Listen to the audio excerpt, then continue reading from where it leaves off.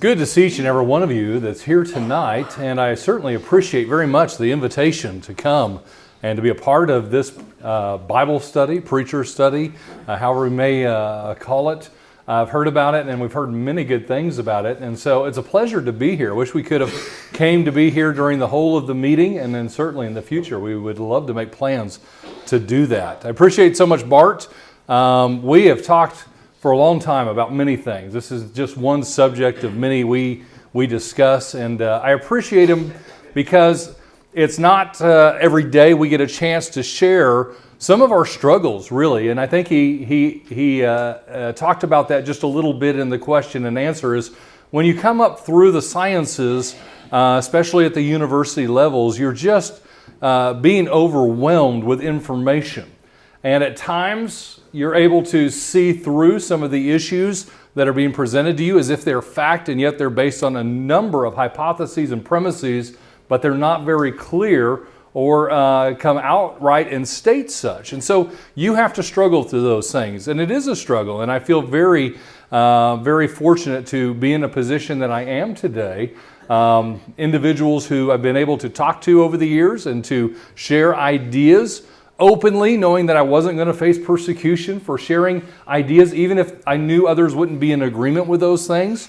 And I'll talk about a little bit of those as we go through some of these, because there are a number of different ways of trying to wrangle with the scriptures and trying to come to an understanding of how a hermeneutical approach to looking at the scriptures fits into some of the observations we make in the scientific community and some of the things that have been stated as being supposedly factual or true. And of course, we have to work through a lot of those things, and that's where faith really is a challenge. And I appreciate that Bart talked about faith, because that's the critical element. That's what we want to get across, is we all have a common faith. We're all working towards the same goals, but sometimes we see things a little bit differently. And in science, we enjoy different views. We don't look at that necessarily as a negative. We look at it as a positive, because as iron sharpens iron, we get the opportunity to really not only hone our skills, but hone our interpretations and really get to the point of understanding truth to the best we possibly can. And so that's a process. And so I appreciate what Brother Bart has presented, and what I will present is a bit differing. There are things about what he presented I find very interesting, and we'll look forward to go home and study more. And I appreciate already the questions that will be coming later on. And we don't want you to hold back. Ask questions. And we certainly enjoy the questions, because we're all trying to get to the point of truth and understanding it to the best of our ability. And sometimes your perspective and your questions helps us a lot in honing the things we present, not only tonight, but in the future as well. Tonight, for just a little while, I'm going to be talking about the fossil record in its entirety. It's not to say we won't dismiss dinosaurs. I will talk about dinosaurs.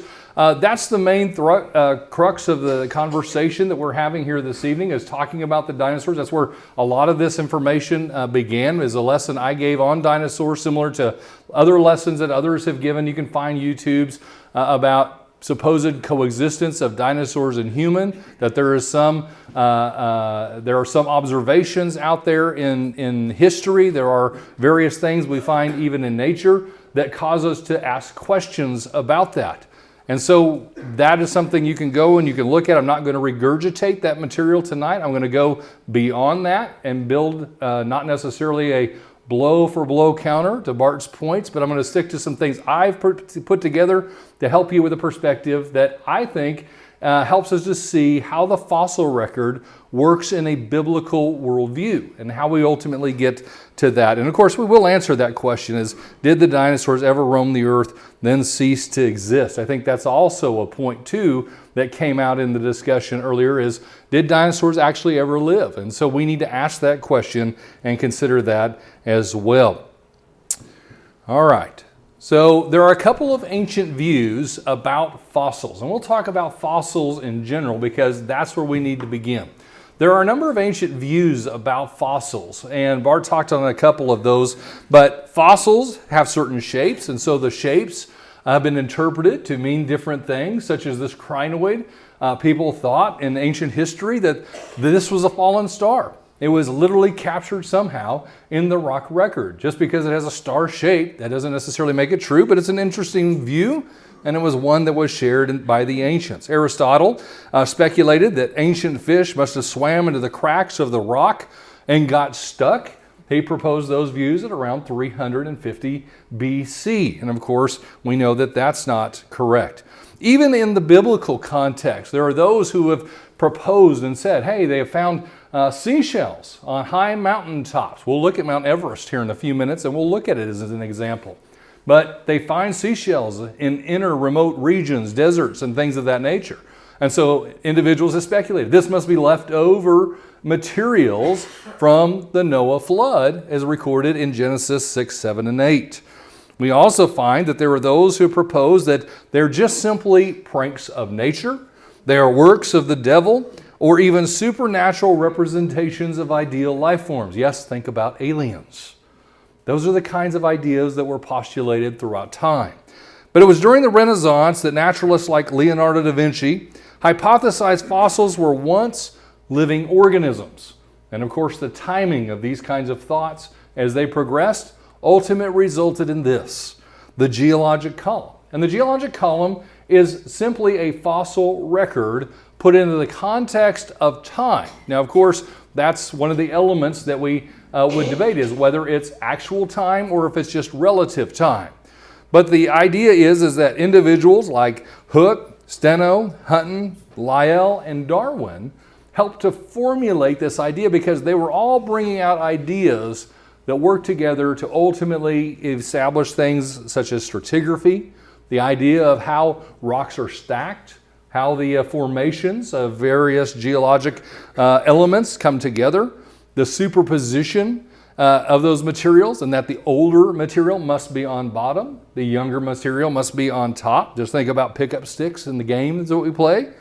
A uniformitarianism, the idea that things continue to be and continue to process as we see them today, and that really doesn't change. And of course, that's how we get to very ancient ages, such as age of the earth at 4.65 billion years. And then, of course, evolution is at the center of that, and that helps scientists to put together and formulate really the fossil record and how the relationship between the species found in the fossil record or the geologic record ultimately play forward into the species we see today. As we look in the box, we're looking at the Mesozoic era. The Mesozoic era is the era of dinosaurs. Before that, there was early elements of species of reptiles, but dinosaurs are not associated necessarily with reptiles, even though a lot of people thought that in the early days. We see that also there is an entire period. Of course, that period goes from 65 million years to 245 million years. So it's about the first or the last quarter of a billion years. And I know these numbers are big, but it's the last supposed quarter of a billion years, again, out of an over 4.5 billion year old Earth. But life really, according to paleontologists and those that promote evolution, life really had an explosive time in the Cambrian, which started at about 500 million years ago, 570 million years ago, and that's called the Paleozoic period. And so the Paleozoic period is a predecessor to the Mesozoic, where we find the dinosaurs, and of course we're in the Cenozoic, where more modern mammals and things are supposedly found in the geologic record. The reason I bring this up is to put into context, is there's been a lot of things before the dinosaurs. There are a lot of things concurrent with the dinosaurs, and of course there are things that came after the dinosaurs. So we have to appreciate the whole of the fossil record and to understand where fossils came from so that we can consider whether or not fossils have always been a part of the geologic record and never really lived, or if they actually did live, and then of course, then how do we deal with that in context of the scriptures? Well, there are multiple origin theories out there today. And what I'm going to propose is, and show you is just examples of origin theories who believe in God. These are theistic views. And when you start to look at theistic views of origin, you're not just talking about origin, you're talking about the fossil theories that go along with them, because that has to fit somehow into that context. But when you look at these theories, there are many many ancient earth theories that still identify God as God, that they are a theistic element to these origin theories. And I'll say, from a personal standpoint, as one who went through and learned geology and saw all the complexities that geoscience brings to the table with the age of the earth. I'd been through the biologic sciences and the chemistry and things of that nature, and I dealt with evolution. I felt like that was a little easier to deal with. When I got to geology, I thought to myself, what do I have on my hands? Because this is really hard and very difficult to get my head around. And so in that, any of these theories, and I certainly looked at them and entertained them because they would have been really easy to adopt. They would have been really easy to adopt because that would have been the easiest solution to dealing with ancient Earth and some of the things I saw, even some of the evolutionary elements that are proposed, and then the Bible and the Scriptures. But then, thankfully, brethren came along that talked to me and was willing to share with me and did so in a very non-combative way that I extremely appreciated. Brother Jimmy Kading was a very instrumental person in my development during that period. We would bounce ideas off of one another, and he would say, well, don't forget, how the word day is used in the Hebrew. And we would have very good discussions and rebuttals on those things, and that helped me a lot to realize that ancient earth view does not fit within the biblical context. You can't force that to work. And so that's not what we're going to discuss tonight, but I just want you to be aware this is a very complex situation. The main point of ancient earth views is to really find a way to make evolution and even a creation view from a biblical worldview ultimately unite, to come together and somehow coalesce. And it's just not possible. Those who would try to force it are overlooking some very basic things when it comes to scriptural interpretation. And so even in Mark chapter 10 and verse 6, Jesus himself who spoke said, but from the beginning of the creation. He doesn't just say beginning to put in a human context. He says the creation. He says from the beginning of creation, God made them male and female. When he makes this statement, even though we think about the union of man and woman in marriage, he is also saying they were created in the beginning of creation. And so there's no room for millions or billions of years in the time frame before mankind came to exist, if you believe in the creative story found in the book of Genesis. And more so if you believe in Jesus Christ as co-creator of all things according to John chapter 1, you can't dismiss his words here because they are meaningful to the Christian and their faith. And so we can't discount Jesus. If we discount Jesus, you might as well discount everything. And so we need to be very cautious about that.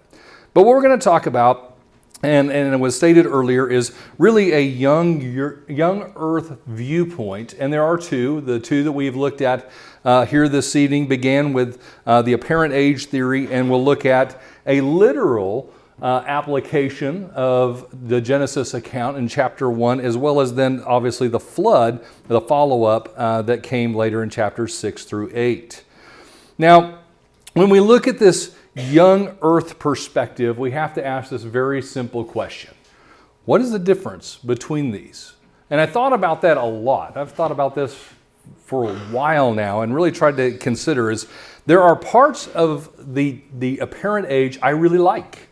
There are things about it that are very meaningful. But then I've read some things that are interesting too, is to really to make comparison between, is it just agedness or is it maturity?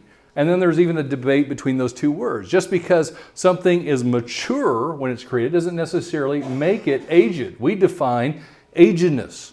We're the ones that put that in a particular context. Of course, even as Bart showed earlier, you can see something full-grown, mature, and it is mature, yes, but is it necessarily aged? No, it's brand new. It was just created. And so Adam and Eve, when they came together, they didn't see each other as older, mature individuals. No, they just saw each other as just simply that, mature, full-grown, adult. Agedness had nothing to do with it. But let's look at, just for a moment, the idea of the difference between these views, because there is one really important element, I think, that makes these two stand apart. First of all, Genesis 1:1 says, in the beginning, God created the heavens and the earth. And of course, we know the rest of that account. And I'm going to just give it a really high-level, brief summation. But when you look at this literal day view, of course, I don't know what name to really apply to this view. It's just the view I've always taken. Bart mentioned that it might be maybe a Morris view, such as after Henry and John Morris of their writings and days ago. But this idea, this literal approach, is that I see is that earth formed. That's the beginning. That's Genesis 1:1, no doubt. Then life was created. And that comes through the rest of chapter 1. And in fact, when we look at that, we see on day 3, the grass, the plants, the trees, all vegetation is created. And of course, that's out of order with the evolutionary account. And so that's one main problem with trying to bring in theistic evolution. Then on day 5, aquatic life and the birds were created. And then day 6, then land animals and humans were created. That's the Genesis 1 account. Literal from the life creation. Then we note that then came a global flood in the days of Noah. There was a massive burial of those life forms, those things that did not survive the flood. That's in this particular view. And then the fossils had to be formed from that massive burial. That's the perspective I'll be showing in some of the proof that I think supports that. But as we look at apparent age in comparison, just so we realize where the difference is that the earth formed, yes, same, but then in situ or in place, fossils and the strata, as we find in the geologic column, as Bart noted, even in the Grand Canyon, all of that was created in place. Then life was created. And then there was a nominal flood impact in fossil formation. It really wasn't as big or meaningful an impact. And of course, I would think, we don't think big enough in global scale. If there truly was a global flood, it would have a humongously catastrophic effect. We'll talk about that here in just a moment. But the key is when did these fossils form? When do we fit that into the scriptures? And I believe it's right there in Genesis 1:1. It has to fit here where the word earth is found. The old terra firma. It has to be associated with this verse because how else would you get it to fit in a biblical context? Where would you bring it in and introduce this idea? So the fossils, as well as the strata, are just purely, by definition, geologic. They are just part of the geologic record. Those fossils that are found, whether they be carbonized or calcified, they are minerals, they are a part of the rock record, they are a part of the rock. So let's define them as such. If you look at the apparent age view, fossil is just simply part of the rock record. That's it. We can't apply other things to it. And I'll show you that that isn't consistent with what we know about fossils. So, again, the literal day and flood view, obviously, catastrophism. That's the basic premise of that model. The big difference, I think, between these views is uniformitarianism. And uniformitarianism is the proponent that we get the appearance of things that make sense from an ancient age or age-construed model. And so it looks old. And if it looks old, there must be processes that ultimately led to making it look old. And so, if Adam had a navel, Adam had scars, Adam had wrinkles, it's because that would have been apparent to what would have been relevant to the process of life itself. And if you're going to put stratification together and stratigraphy together and all of these other elements, including a fossil record, then you have to look at it from a uniformitarian view. And that changes everything in what we first proposed, is that ancient Earth and young Earth are supposedly the juxtaposition. But I would propose to you that if you actually made this a uniformitarian and catastrophism approach and compared the two, actually apparent age doesn't fit in the bottom group. It actually fits in the upper group. And that creates a tremendous paradox. And the paradox simply is this. You have something that is young that looks very old. That's the paradox. It's not old, it's young, but yet it appears old. I will share this with you because I found it interesting as I was reading through scriptures and thinking about this, but you know, uniformitarianism is shared in the scriptures. In 2 Peter chapter 3 and verses 3 through 12, it says that in the last days, scoffers are going to come and say that All things, as have been since the beginning, just continue. That's the essence of a uniformitarian view. There is no change. There's no disruption in a particular flow or the appearance of a particular flow. But yet catastrophism will certainly not only be a part of what was the flood, but will be a part of the very end when this earth and all of the universe is burned up in a fervent heat. A couple of principles to remember. Some of these Bart mentioned earlier, but the one that stands out to me the most is 1 Corinthians 14, verse 33. God is not the author of confusion. And that's a part of the paradox problem that I have. Something that is young looks old, and if we were to go out and make an observation, we would say it's old. And so how are we to get to the point and conclusion of saying that it's young? And more importantly, as we'll get to at the end of our lesson, is how do we ultimately find ourselves accountable to the knowledge of God as a creator if we are confused as to whether or not there was a creator? A couple of other verses to think about, such as Deuteronomy 29:29. The secret things belong to the Lord our God. They're just simply things we're not going to be privy to, and we need to remember that no matter what we study, no matter what position we take. I think Bart alluded to this. We don't want to be dogmatic about these things. We're presenting views, and our views are susceptible to change based on the evidence that is brought forth. And certainly we are open to looking at other evidences. But there are some things that are revealed to us, as this verse also says, and we have the ability to understand some things. Isaiah 55, verse 9, he noted this one. Certainly, we know God's ways and thoughts are certainly higher than our own. And I love Romans 3 and 4. You may say, well, that's out of context, but I love the statement anyway. Let God be true, but every man a liar. The point really is, at the end of the day, we don't get to speak for God. We don't know everything about God. And if we propose a view, we're probably going to find out in eternity it isn't perfect anyway. But that's the point we understand and we appreciate, is that God is God. We need to remember to put him in his place.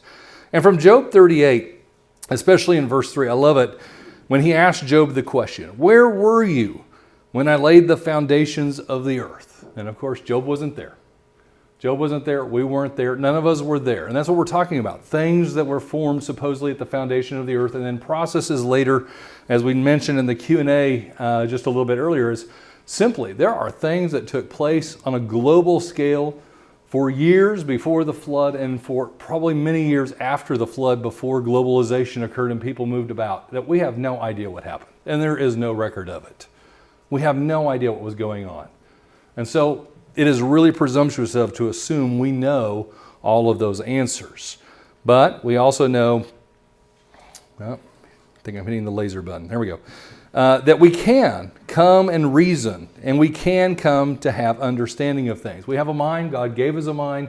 It is an empowering thing if we use it the right way, and it's certainly a destructive thing if we use it the wrong way. So let me dive into the fossil record and talk about it from really guess what? I didn't start my timer, so I've got a whole hour to go.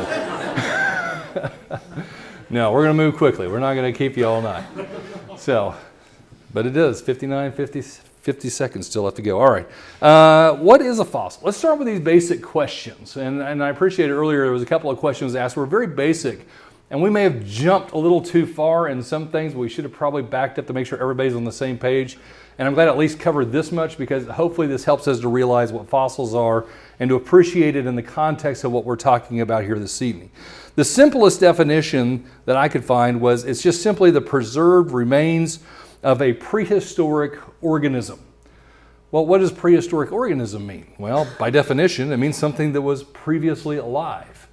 And so when you talk about a fossil, that's why I made the point in making the comparison between apparent age and looking at this more literal approach is that a fossil's not a fossil in apparent age. It wasn't previously living. So therefore, it can't be a fossil by the definition we use today.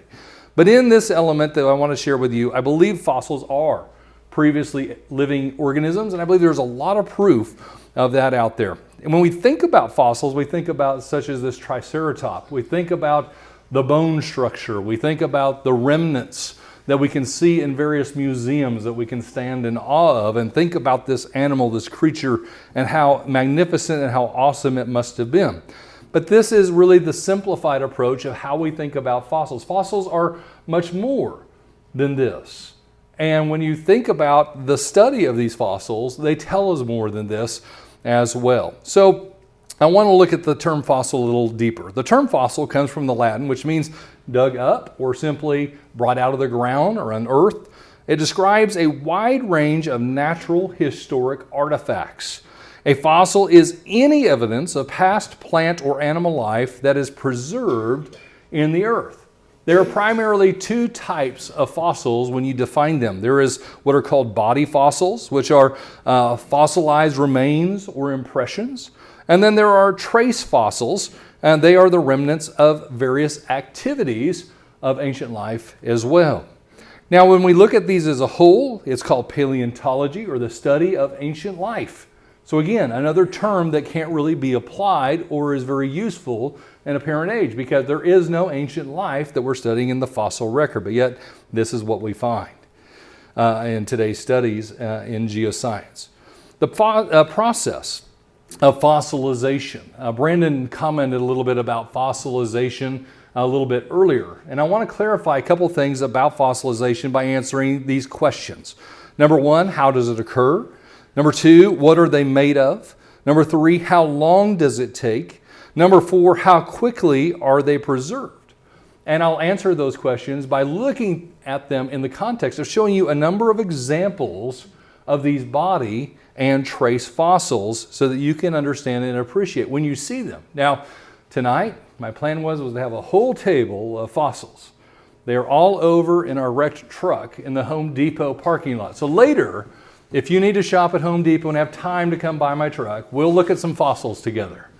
But we wanted to show them, but these are some examples that we'll still show plenty of illustrations. So when you go on to the computer and you Google search fossils, you're going to see things and you're going to be able to at least start thinking about fossils a little bit differently so as to understand how these fossils are identified, but also what do they tell us? And we'll get to that here in just a few minutes. The first type is called an unaltered body remain. An unaltered body remain can be such as this: insects trapped in amber, which is simply tree sap that's crystallized and entrapped them in some sort of fossil record context. What's the premise of this? Well, we should all know. This comes from Jurassic Park. They talk about it. They talk about how you can take these preserved elements, and if they were around in the time of dinosaurs in the Mesozoic, you can tap in there and get some dino DNA. And that dino DNA can help us restructure and maybe recreate dinosaurs. Well, as Bart showed in some pictures earlier, we don't want that. We don't want to be face to face with a T-Rex. Don't want to be face to face with some of these animals, because certainly cohabitating with them is going to be extremely challenging for us. But you know, there's other unaltered body remains, such as this baby woolly mammoth. This baby woolly mammoth was ultimately unaltered, but yet it is a fossil. It is fossil by context and fossil by definition.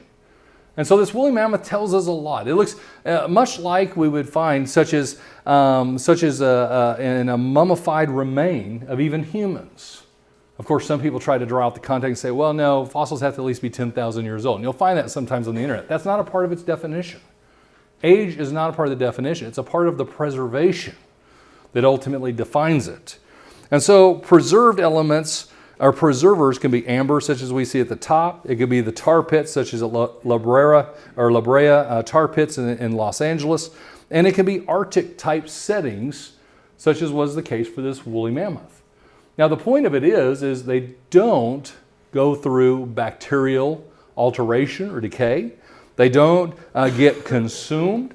They aren't in necessarily oxic conditions where ultimately oxygen helps in the breakdown of certain molecular elements. These things are unaltered and helps us to understand, like for instance, what a woolly mammoth may have looked like based on the fur that's preserved. Its skin texture and tones. A lot of things can be determined from this particular element. So we'll talk about some things pertaining to unaltered elements, and they were already introduced earlier, such as through dinosaurs. And we'll talk about that implication here in a few minutes. Then there is what's called altered body remains. And altered body remains are just as it proposes in its name. These are things that have undergone some kind of chemical change. It is called permineralization. And in permineralization, the calcium phosphate, for instance, that makes up most of a bone, is ultimately exchanged for some other chemical element due to its reaction and interaction with groundwater and the chemistry of minerals around it. You can see in the top right, the dinosaur has been calcified. So now you have a calcite element. You see in the bottom, the fish, it's a nice rusty color. Well, that's because it's now altered to hematite, an iron element. In the right, and even then on the left, you see some carbonization of ammonites and trilobites. And so these are ultimately a mineral exchange for the original materials. But they are no longer original. They just simply preserve and help you see, especially the hard body parts, such as bones and shells. Then the question comes up, and often comes up, how long does this process take? Well, it depends on a couple of things. But let me give you an example so that we can appreciate this, because these kinds of examples have been given many times and people have witnessed these things. Let's take, for example, the case of a crab. You're walking along a shore one day. You see a crab. What typically do you see if the crab dies? Well, this is disgusting, but I know. You'll see a decaying crab. That crab is ultimately undergoing a number of processes. It's being oxygenated. It's undergoing microbial breakdown of its tissue and elements. It is also being plucked at and eaten by birds. It's also going through a mechanical decomposition because the wave action may be beating against it. The pebbles, the shells, the sand are beating and grinding against it, so mechanically breaks down that way. And even air can blow hard enough that the sand may be abrasive towards it. Well, all those things ultimately lead to decay. But if the situation is that crab is rapidly buried and does not decay, is taken away from oxygen, taken away from things that can ultimately eat it, under the right conditions, chemically, it can go through a preservation process and it can be permineralized. And individuals have seen these things happen in the course of literally just a few days to weeks and months. And they can go back, they can dig these things up, and they can see it themselves, and there's been experiments done on it. It's a quick process. It has to be a quick process, a rapid process. Because if this is not a rapid process, we don't have fossils. And so the question is, can we have fossilization occurring today, and can it happen rapidly? Yes, and there are numerous examples of it. You can see these things happening in nature today. Then there's another type of a fossil called casts and molds, and of course you can see the pairing of them in the top right. The far right there is a trilobite mold or cast, and then you see the mold of that trilobite. Literally the rock has been split in half, and you see its body impression on the other side. You see seashells down in the bottom right, which are simply brachiopods. In the Austin chalk, and then over on the left you see the remains of some carbonization, but mainly impression of a particular fern leaf. Now the question becomes, do we have casts and molds of other things that are more interesting? Yes, we do. How about human beings? How about animals that live with human beings? In the bottom left, you see a dog with his collar. In the top left, you actually see a human. If you look really hard in the top right, sadly, you see a small child. This was discovered and unearthed in Pompeii during an eruption of Mount Vesuvius in 79 AD. That'd be towards the end of the New Testament period. There was a major eruption overnight, and a huge volcanic ash plume came racing down the mountain and literally buried the city of Pompeii. Many things have been found archaeologically after this massive eruption and the unearthing of this city in years gone by. But some of the most amazing things have been these molds of human beings. Human beings, animals, all kinds of things, literally in their positions where they were sleeping at the time. They are literally fossilized remains. And there are things we can learn from these fossils about what they were doing at the time of their fossilization. And certainly we can understand a lot about even the animals and some of the contexts that go along with them as well. But you know what? There's also casts that are out there, and we find many of them as far as human footprints. The bottom, we see a set of footprints across a volcanic ash bed near Vesuvius in Napoli, Italy. It's supposedly around 500 BC. And then if you use the interpretations given by anthropologists, there is this footprint in the top right that is on a particular mudstone of supposedly a human being walking across a lake bed near Willandra lakes in Australia. These footprints are also referred to as what's called trace fossils. And trace fossils talk a lot about the mobility of certain things in the ancient times. These are trace fossils. They are just simply burrows. You see both cast and mold. And what it is representative of, even though it looks like worms, it's actually small critters, bugs, things like that, that literally burrowed through soft sediment, typically on the bottom of an ocean in a marine setting, or at least near a shoreline. And these remnants represent many particular animals that have been moving through the mud and scurrying about and creating these little burrow holes. A good example of that is shrimp burrows. You can find shrimp burrows today, and they can be preserved in a relatively short amount of time. Shrimp burrow through the sand, both vertically and horizontally. And you get, sometimes in this case, you'll see a hematite remnant of the burrow itself infilling the hole, or as you can see in the hand in the bottom right, it can literally be plucked out of that sand, and it is a fossil. It is a representation of what the burrow would have looked like if ultimately casted. So what do these fossils tell us? Well, I think you're probably starting to get a little bit of a hint is what they're telling us, but we'll look at them a little more dynamically. First of all, they tell us about what I believe is prehistoric species. They are prehistory. They are some point in time. We are not familiar with when they exactly were laid down, but they were found in the sediments. The case is whether they were found catastrophically in the flood in Noah's day, or the question then becomes too, another hypothesis is presented tonight, is were they never existent? Are they truly non-existent things that just belong in the rock system, the earth system, terra firma, not necessarily a predecessory element of life? Well, in this case, there's three representatives here of very commonly known things such as trilobites. There's also some echinoderms up there as well, starfish. But that would be from the Paleozoic era, the ancient part of life when life first began, and they are now extinct, the trilobites. Then, of course, we have the Mesozoic with dinosaurs, now extinct. And then even in the recent, the Pleistocene, part of the Cenozoic, saber-toothed cat, extinct. And of course, many things of that period are extinct today, such as woolly mammoths and other things as well. The key is there are multitudes. It was commented earlier that literally there are many more species that are extinct and in the fossil record today than are actually alive and in existence today. But what we also find is they are extinct. They are non-living today. We don't find them around today. When we find them, it's interesting. We usually find them in massive burials. When we think about fossils, we often think about that iconic figure that we'll see at a museum, such as a dinosaur. And we'll think about a particular dig where they're unearthing it. Well, usually when you find these things, and including with dinosaurs, you'll find them in massive burial settings. There won't be just one, there'll be many. They may be scattered across a large area, but there are typically many. And in some of these pictures, such as in the top and here on the left, many of them are marine. There are more marine fossils, things in the waters or the oceans, than there are of any type of fossil. And we'll see just how abundant they are in a moment.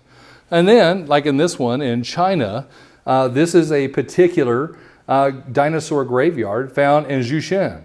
And there they found some 7,600 dinosaur species deposited in what's interpreted a massive catastrophic flood environment. That's what the stratigraphy tells us. It tells us that it had to be some sort of huge regional element of some sort of flood event. Now, when I think about that, I can't help but think about Genesis 7 and 4, when in the days of Noah, God said, I will cause it to rain on the earth 40 days and 40 nights, and I will destroy from the face of the earth all living things that I have made. And so there wasn't going to be local pockets of animals surviving. Obviously, the earth had to be completely covered based on the things that we read about in this account. But the point is, what did not enter the ark died. What didn't enter the ark died. And we'll see just how massive that could possibly be here in a moment. But in this particular case, many of us are familiar with the White Cliffs of Dover. We know about the White Cliffs of Dover not only because of their beauty, but also because of their historical significance during the time of World War II. But when you look at these cliffs, they're hundreds of feet high. And of course, they extend not just at the surface of the water, they extend downward. Well, the real question is what makes up this particular rock? And if you don't know, let me show it to you under a scanning electron microscope. It's called coccoliths. And coccoliths are microscopic animals, marine animals.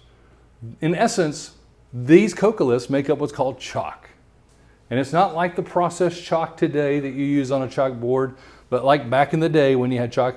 When you wrote on your blackboard or your green board, you were smearing little dead animals all over it.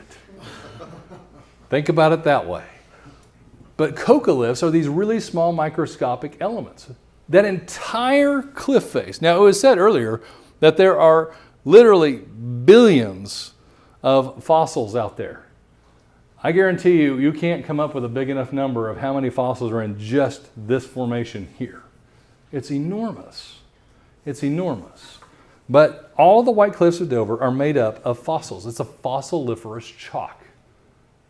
And it's amazing to think about how much life had to be preserved and buried in a sediment setting to preserve that much life.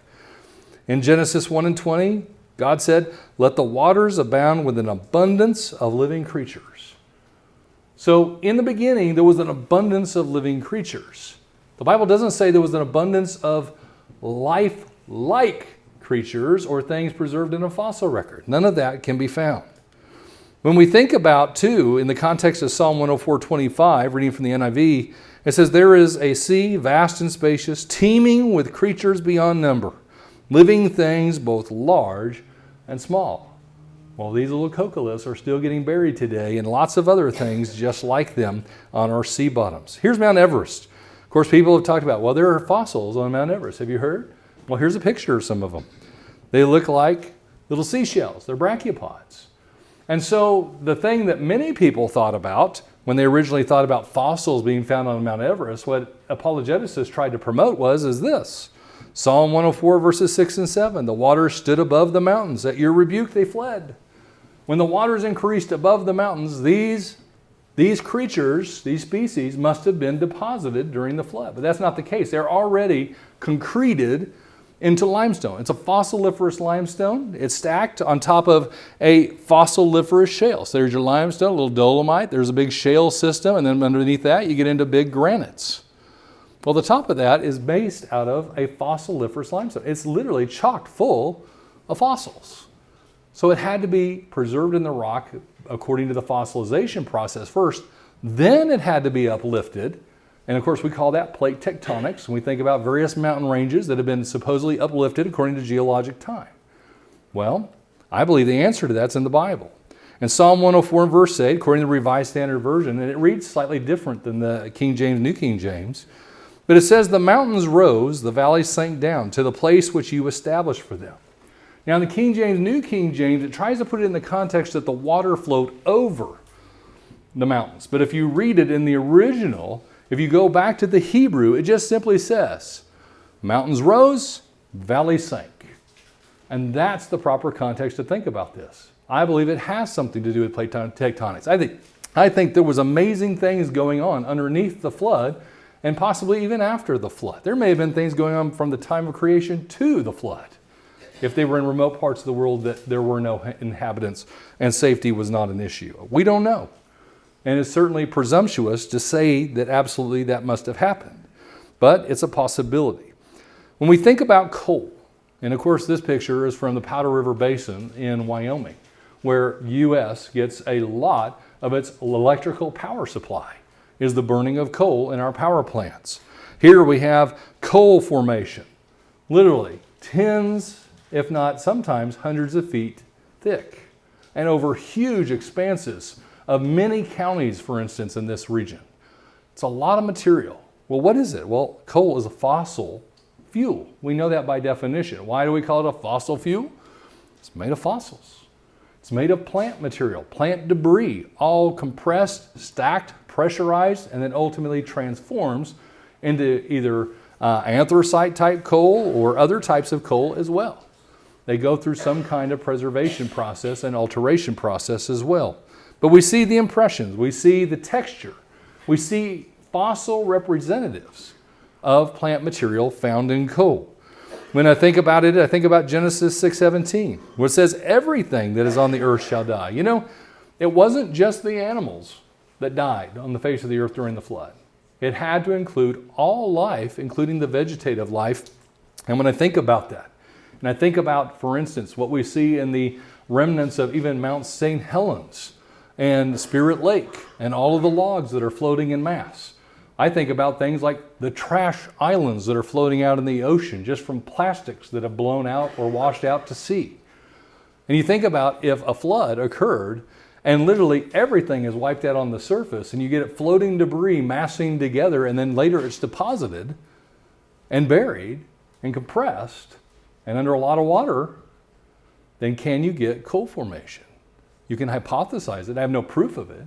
But you certainly can hypothesize it, and you can start understanding why it could be. But more importantly, you can understand why it can be in places that don't make sense, like this coal seam that was recently discovered in Antarctica. Antarctica, the last time I looked, is not in a tropical region that's going to support a lot of plant life. And yet we have large, thick sections of coal in Antarctica.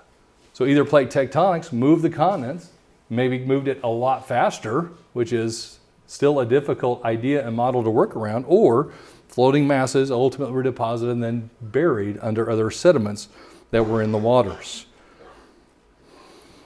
So when we look at the fossil record, we find examples, for instance, of fossils with fish.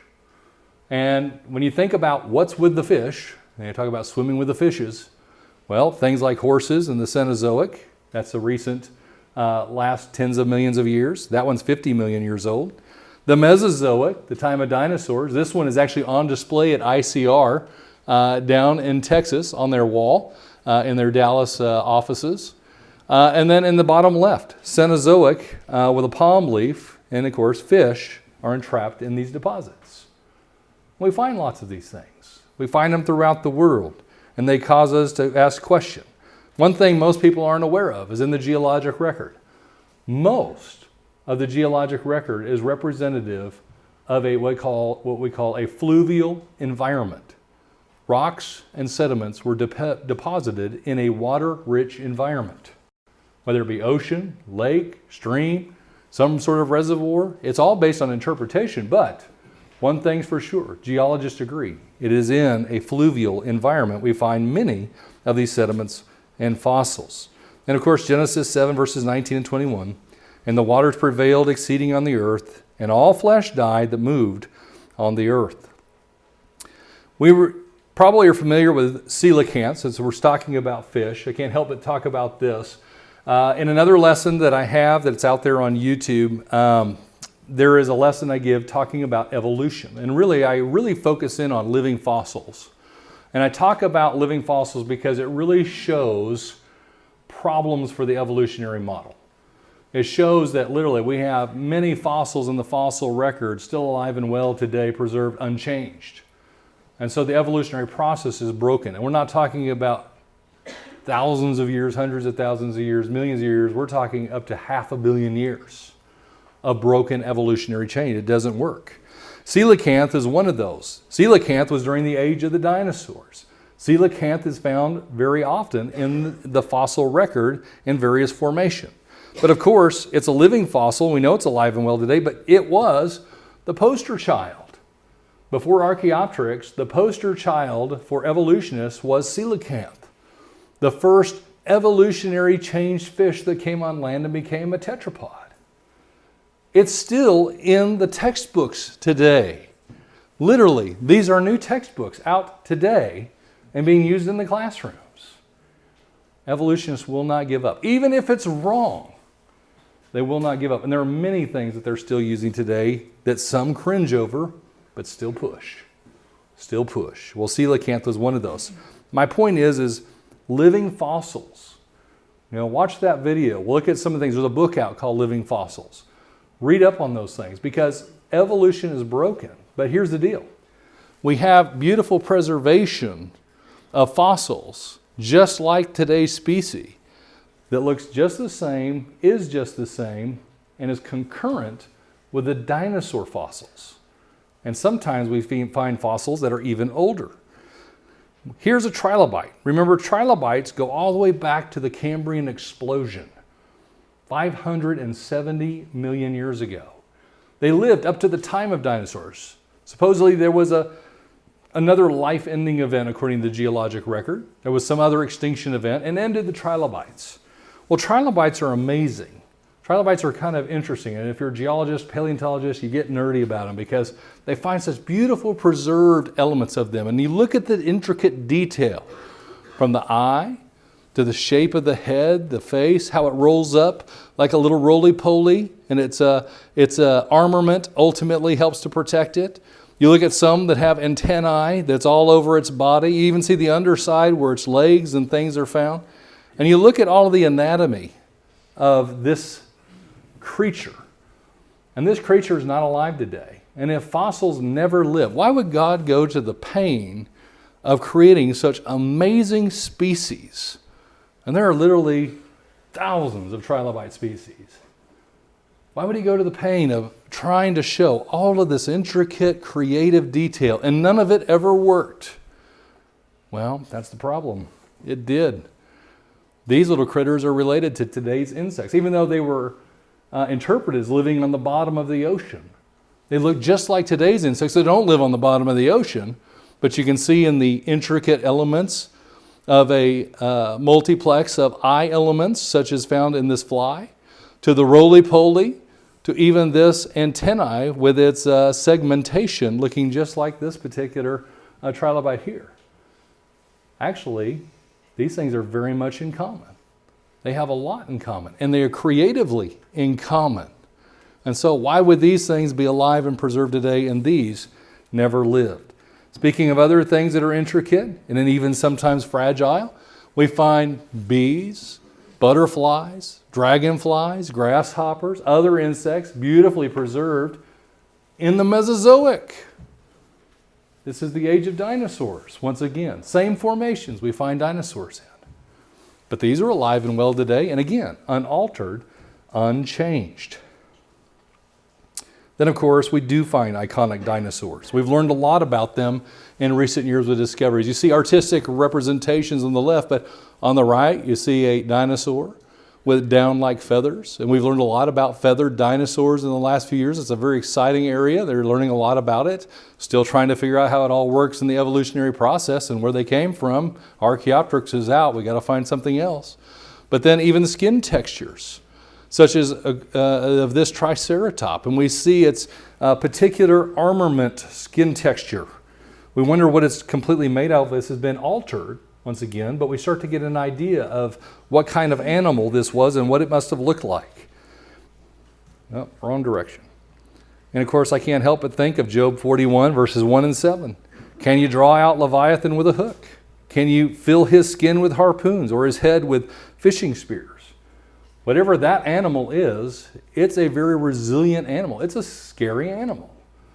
We don't know exactly what it is, but it certainly fits better context as this supposed idea, as it's an animal that is extremely intolerable to any kind of attack. And then we also find numerous dinosaur trace fossils. We find footsteps. We find them sometimes side by side. Sometimes it's adult with a child, an infant type animal walking along with it. We find them crisscrossing, such as at river intersections. We find that they're huge, and sometimes we learn a lot about their stride and how muscular and how powerful they must have been based on the depressions that we find in the sand and the mud. We find things like coprolites. That was discussed earlier. Coprolites can be found either in the digestive system or excreted. I had a beautiful example I wanted to bring tonight. Let the children handle and let them guess what it was. But it is supposedly a representation of what animals ate, that they digested things. that they ultimately excreted things. These are representations of activity, mobility, and even, in this case, digestion. But there is also examples of fertility. We find eggs. Recently, a nest of baby velociraptors was found. And it's very interesting to see them in their nesting ground and to see how they possibly interacted. A lot can be learned. And this is what paleontologists spend a lot of time trying to understand. Understand a lot about these animals and what was their activity in ancient times. These are some of my favorite examples. These are the horseshoe crab. The horseshoe crab actually began, it is also in my living fossil, one of the oldest living fossils we have, along with echinoderm, starfish. It goes all the way back to the early parts of the Cambrian. 500 million years ago with very little change. Here are two apparently living animals that were scurrying across the sand and then rapidly buried. Here's a modern one, scurrying across the sand, making cute little designs on the shoreline. Here's the underside and some of the sizes that are represented in today's world. And you can see how they leave little footprints. And so here it is, a living fossil, going back 500 million years, been scurrying on the sand ever since. Now again, I don't agree with necessarily the ages, but if you look at the entire geologic stratigraphic column, and then you think about the fossil record, there is signs of life, and that these are simply former lives that are represented in the geologic record. And then it was mentioned earlier about Paluxy. I had contemplated whether I'd even show Paluxy, but it's at least worth sharing because there are those who believe that these things are real. There are those who believe that there are human tracks associated with dinosaur tracks. I'll propose to you this. Carl Baugh is the scientist that proposes and found supposedly the center track here and leads various expeditions out to look for more human prints, and has stated there's over 100 prints that have been found down the Paluxy River that are truly human. And he is one who is the curator of the Creation Museum that's down there. Well, I've talked to Carl Baugh. I would not call Carl Baugh a liar to his face. Carl Baugh is a geoscientist. He has a degree. He knows what he's looking for. He spent years down there doing research work. And even though I've not seen it all firsthand, in talking to him, he comes across as extremely genuine. Jimmy Kading and I had the chance to meet him and talk to him and interview him. And he showed us other things as well. But the point is he truly believes that these are human trackways and that they have been found. Of course, the one that is most debated is supposedly the Delk print, which has a human print that is ultimately superimposed with a dinosaur print on top of it, which means the dinosaur stepped second. And then they've done work. They've done CT scanning, which looks at that particular rock, looks for compressibility of the clay stones and things of that nature. When you see clay compressed and higher density, it means something pushed down on it and left it in that compressed state when it ultimately solidified. They've done their research. People may not like the results because it doesn't fit the modern paradigm in evolution, but they've tried to do the best they can with the evidences that they've discovered. And whether people agree with it, such as AIG and Ken Ham, doesn't matter. These things are out there, and there are others. There are many others throughout the world, and they have been typically dismissed, and therefore we don't get the due diligence and research on them because most people don't want to know, or things happen to these particular representations. Here's another one I'll share with you, and we're getting close to the end. But here is a velociraptor and a protoceratop. They are both about 5 to 6 feet in length. So don't let the scale of the screen fool you. These are big animals. In this particular depiction, which was unearthed in the Gobi Desert in Mongolia, China, we find literally two animals that were fighting and then suddenly preserved in the geologic record. You can see the little hook sunk into on the inside of the, here I got a pointer, we can use it here, inside the rib cage of the protoceratop. And this right here, very interestingly enough, protoceratop's got a big mouthful of velociraptor. Of course, we think about the movies and velociraptor's got to be the worst. Well, this protoceratop thinks differently. Here's a depiction of supposedly what happened. And there are little YouTube videos out there I find amazing. I clicked on one earlier because I wanted to know what the 2.5-minute video looked like. And they're fighting, and it's showing, how scary these animals are. And suddenly, it's just an above view, and this debris and sand and material just buries them. That's the end of the picture, end of the video. Well, how'd they get buried? You think just dirt and debris fell from the sky and suddenly buried these two things that are fighting, going to just suddenly stop moving around? Some say, well, it was a sandstorm. Yeah, I can imagine people dying in a sandstorm with a Twix bar still in their mouth because they had nothing else to do at the moment that the sandstorm hit them. The point is these were preserved in a catastrophic event and literally fighting with one another. We find fossils with scars on the bones, cut marks, scrapes, scratches, bites. We even found record of fish, devouring fish in the marine record. It's interesting when you go through this. You see activity. You see animals eating animals. And of course, that is interesting in and of itself when you think about the biblical record. Because according to the Bible, Genesis 1:30, also to every beast of the earth, to every bird of the air, and to everything that creeps on the earth in which there is life, I have given every green herb for food. And it was so. It wasn't until after these events that man started to ultimately eat food and animals started to be meat eaters. And according to Romans 5:12 as well as 6:23, therefore, just as through one man's sin entered the world, death through sin. Ultimately, sin in the garden, the fall, created death. The first animals had to be sacrificed and killed to create tunics of skin for Adam and Eve. So before that, why would you have in the fossil record representations of death through killing and carnivorous activity if it wasn't even tolerated in the garden? Why would you have that? And that leaves a huge paradoxical question that I can't get around. And then finally, we'll share Dr. Mary Schweitzer's findings with the T-Rex MOR 1125. It was a femur, about 42 inches in length, 125 pounds, or 195 pounds. It's interesting. This is a case and example, since Bart showed this and shared a different view, where scientists often look at the same evidence and come up with a different hypothesis. That happens a lot, and that's okay. That's what we do. We look at evidence and we try to interpret.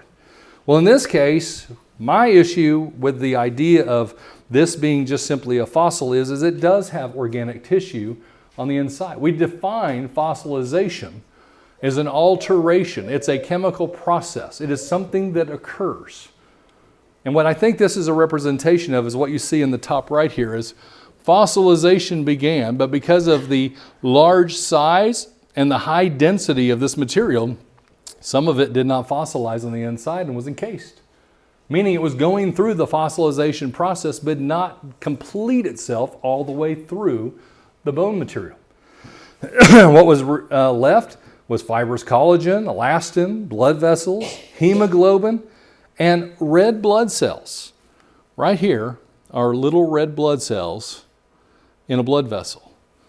And to me, this is one of the most important things to give consideration to because the Bible clearly says in Leviticus 17:11, for the life of the flesh is in the blood. Where you have blood, you had life. And to me, this is one of the more conclusive elements of looking at the fossil record. Not only do you see activity, do you see all of these various things taking place, but at the end of the day, you ultimately see preservation of life, sometimes partial. In this case, you have both altered and slightly unaltered preservation of fossil material. You see them both in this particular example and case. And with those red blood cells, I do believe that is a representation of life. At the end of the day, I'm not going to get into all the details about behemoth, but we have behemoth-like animals out there. This one here is an Argentinosaurus. You can think of where it comes from, Argentina. This is a massive creature. There's an elephant in comparison. Some people think behemoth was an elephant. Well, this animal would have been a behemoth of a behemoth. And if you look at this picture, looking at it straight on, down here in the bottom right, Velociraptor, human. Big animal. Big animal. And of course the scriptures in Job 40 verses 15 through 18, look now and behold the behemoth, which I made along with you. There's a key element. He is a part of the creation. He moves his tail like a cedar. His bones are like beams of bronze. His ribs like bars of iron. The one thing I will say in my difference of view with Brother Bart's, which I respect, I love Brother Bart. Don't ever think otherwise. We love each other very much, and we will talk many, many more times about this stuff. But the behemoth definitely leaves some questions, such as with regard to the reeds, to being able to take the gushing Jordan, scale, things of that nature. But that cedar tail, things of that nature, I think there's some difference of view there. The point is it's an animal. I think it's an animal because when you roll out of the context of the preceding 2 chapters, 3 chapters in fact, you come out of talking about the earth, its creation. It is creation talked about in chapter 38. 39 is talking about the creative things such as animals, going into chapter 39, and then 40 and 41 continue to follow on the heels. In context, I think, concludes that has to still be creative animals that were a part of the creation story, and that whatever it is that is being pointed out, it is something Job and his friends could have beheld. But in this case, the context is what Job could behold for himself. This last verse I'll share with you, and then I'll stop. Romans 1:20 is an important verse, and I'll quote NIV. It may not be the best interpretation. It leaves out Godhead, but it does get across some points I think are important because we can help summarize this idea. For since the creation of the world, God's invisible qualities, his eternal power and divine nature, have been clearly seen, being understood from what has been made, so that people are without excuse. The essence of this verse is this: since creation, God is clearly seen, being understood, so that people are without excuse. If we go back to the original paradox of apparent age, how do you get to a position of being without excuse if it looks really old and doesn't look young and fit the creation account? If it looks really old, you may be going to another conclusion. You may think evolution works. You may think uniformitarianism works. You may think a lot of things, but you're not necessarily going to conclude, oh, wow, look at all the things God created, and aren't they amazing to behold? I think that can be confusing there. And again, it goes back to is God is not the author of confusion. And I don't believe the apparent age theory clears up confusion. I think in this case, there is evidence. And when we ask the question, what does the fossil evidence tells us? I believe it tells us that the world was teeming with life, proof of God's creative power, lots of evidence of it. But you know what? Some things are not existent today because of the change of this world. And so we can go into a lot of those details. I'm sure we'll come out in some of the questions, but that's the things I had for you tonight. And so I hope it's been helpful. Thank you.